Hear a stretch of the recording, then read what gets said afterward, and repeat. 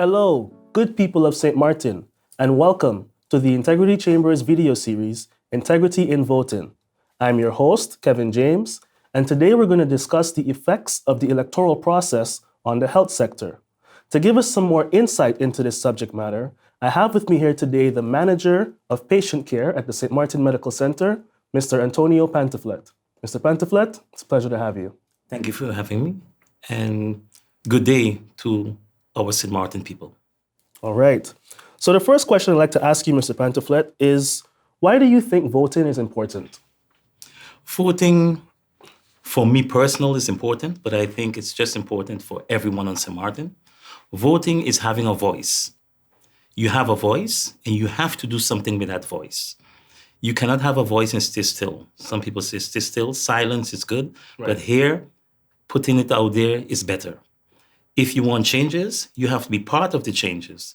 You may not be physically part, you may not be mentally part, but all you have to do is put a dot on a paper and have elect persons to take it over for you.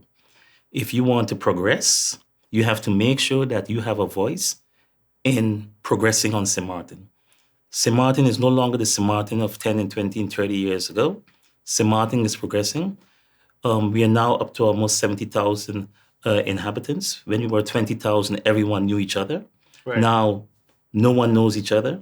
So that's more, because of that, now you have to vote so that not only you, but everyone living on St. Martin can have a better future. Indeed. It's a very good answer. The next question I had for you is, what should be the priorities of government for the health sector in the years to come? The priorities of government for the health sector is to ensure that every man, woman, child on St. Martin is safe. Let's start with safe. That every man, woman, child on St. Martin feels comfortable, that every man, woman, child on St. Martin have the rights to medical treatment. Right. That should be the priority. And to monitor what is being provided for the people of St. Martin to see where we have to improve or to see where we are going overboard.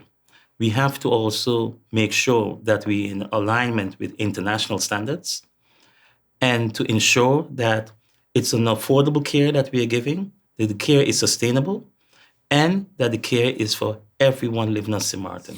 So that leads me to my next question. What are the effects, in your opinion, of the frequent elections and changes in leadership on the health sector?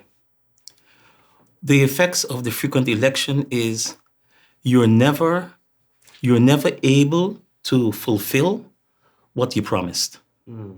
And that's an effect. A person vote you in, so they expect you to do something for them. They expect you to fulfill your promises. Definitely. So I think when you go in there as a leader, as a politician, have the people first.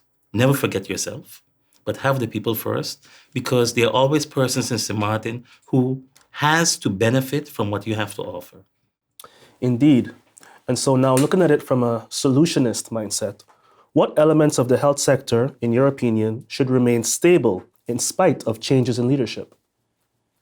Again, important is that the road to medical care, the road to medical assistance, but on primary preventative care. Right. Preventative care. Again, an educated person, an informed person, a person that is instructed, is a cooperative person, is a person who will and who knows how to take care of himself. And preventative care starts from the school, from teaching children what to eat, what not to eat, to ensure that your kids are mobile, right, that they are physical, to, in your teaching, to incorporate the theory with practical. So a dance while you're telling a story. To the elderly, to let the elderly know that your time has not come, that now you have to sit down. You could continue. To have more classes, more awareness for them, how to take care of yourself once you reach senior citizen.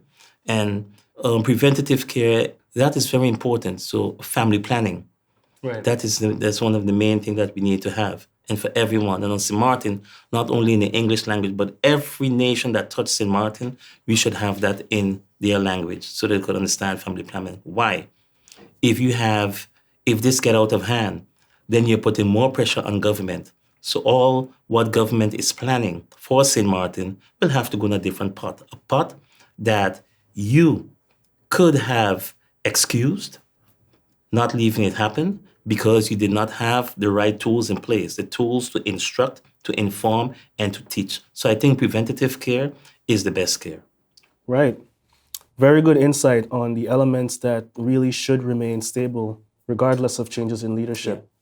Yeah. Well, Mr. Pantophlet, thank you very much for taking the time to share with us. Thank you for having me. It was indeed a pleasure. And to the people of St. Martin, we hope this conversation was beneficial to you, and thank you for supporting us on our mission to build integrity for future generations. Stay tuned for the next video in our series, Integrity in Voting.